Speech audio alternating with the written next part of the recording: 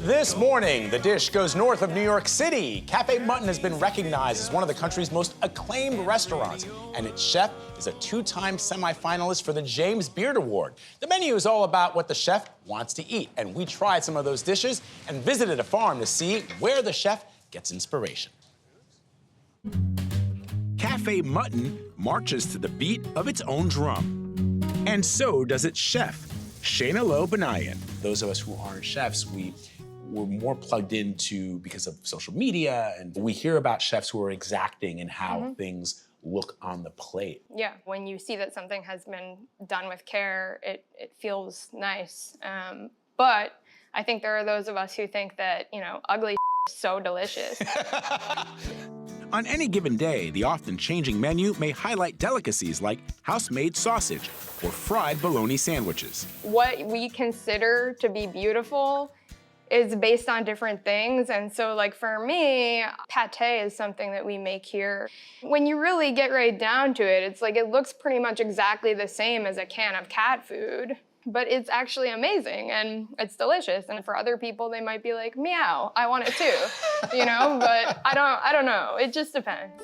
Loew Banayan began cooking as a kid, took their first jobs in kitchens as a teen, and spent years working in many high-profile New York City restaurants. What was the impetus for leaving the fast-paced world of cuisine in New York City to a little bit more of a quiet place here? Just like all of the things that go with living in the city, you step out of your apartment and suddenly you've spent $200 somehow. Like that just wasn't working for us anymore. And somebody just mentioned offhand that like they knew the owner of this business that was in here before was looking for someone to take over their lease. And a week later, I signed the lease here, and then 3 months later, we opened the doors.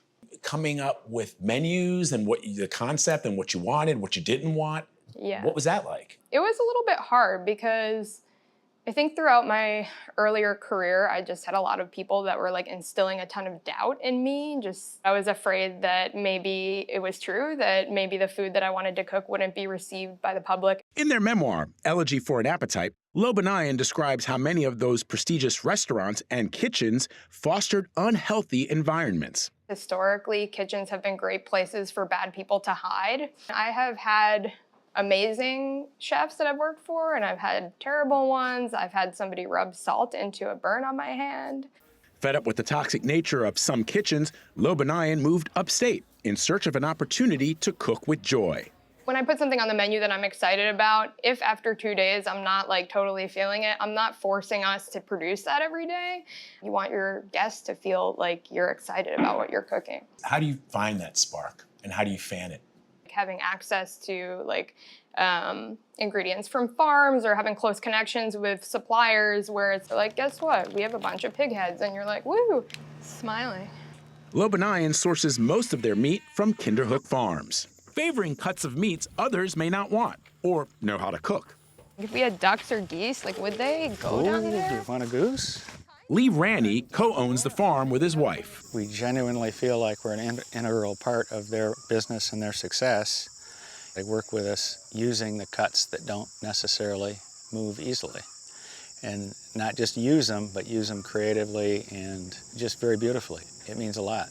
One of the things that you've written about is your Hungarian ancestry. Yes. And how that has influenced your recipes. It's my grandpa on my mom's side, and his background was Hungarian, and he was like super proud of it. Loew Banayan's grandfather's recipes were never passed down directly, but they keep a photo of their Hungarian family in the kitchen. Most of the Hungarian-inspired dishes on the menu are ones they mastered on their own. This is head cheese. So that's a type of terrine that's made with the meat from a pig's head. This is braised beef tongue with cabbage and plums. I'm gonna try a little bit of this. Yeah. I'm trying to describe the flavor. It's like beefy beef, right? It's like extra beefy beef. Café Mutton's offbeat menu is working.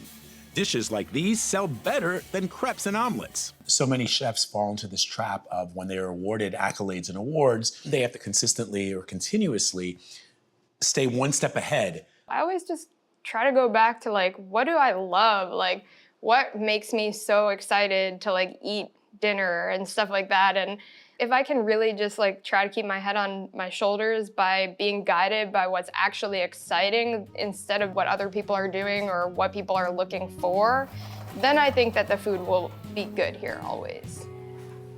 We have a limited amount of time. You've been there, and? It's terrific. My kids ran around and broke a glass. Sorry about that, Café Mutton. The food But the food is wonderful, though. amazing. Check it out.